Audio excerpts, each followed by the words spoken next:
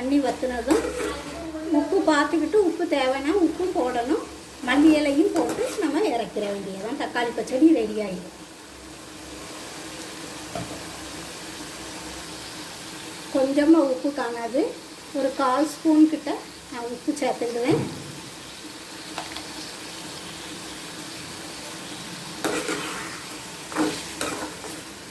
இப்போ தண்ணியெல்லாம் வற்றி சரியாக வந்துட்டு இப்போ மல்லி இலை போட்டுறணும். இப்போ நல்லா ஸ்லிம்மில் வச்சுருக்கேன். இப்போ நான் ஸ்லிம்மில் வச்சுருக்கும்போது நல்லா கொஞ்சம் எண்ணெய் பிரிஞ்சு வரும். எண்ணெய் பிரிஞ்சு வந்ததும் மல்லி இலை போட்டுருவோம்.